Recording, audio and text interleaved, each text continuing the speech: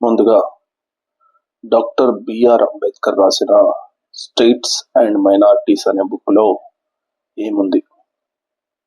ఆయన మేజర్గా 4 బుక్కులు రాయడం జరిగింది.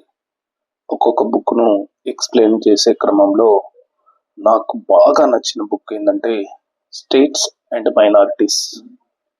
ఇందులో ఆయన మైనారిటీ హక్కుల గురించి రాయడం జరిగింది. అంటే ఇక్కడ మైనారిటీలు అంటే ముస్లిమ్స్ కాదు, ఏదో క్రిస్టియన్స్ కాదు.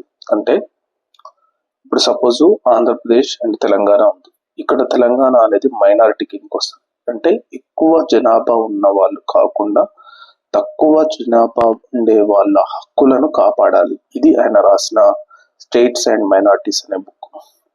సో ఇందులో తక్కువ జనాభా ఉండగలిగిన ప్రజలు ఎక్కువ జనాభా ఉన్న ప్రజలతో పోరాడాలంటే వాళ్ళకు చాలా శక్తి అవసరం.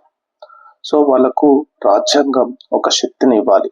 సో అందుకని ఇక్కడ స్టేట్స్ అండ్ మైనారిటీస్ అనే బుక్ ప్రాథమికంగా తెలంగాణ అండ్ ఆంధ్రప్రదేశ్ అంటే తెలంగాణ ఒక రాష్ట్రంగా ఏర్పడడానికి ముఖ్య కారణం ఈ బుక్ అని చెప్పాలి.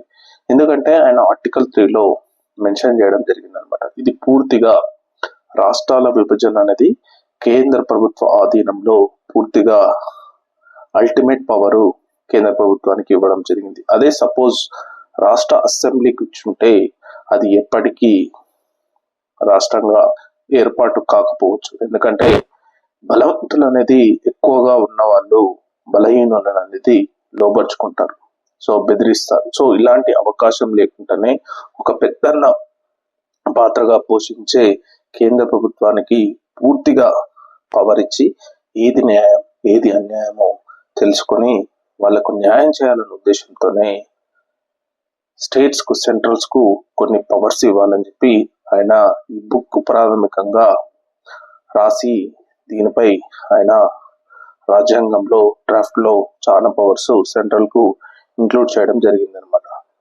Thank you.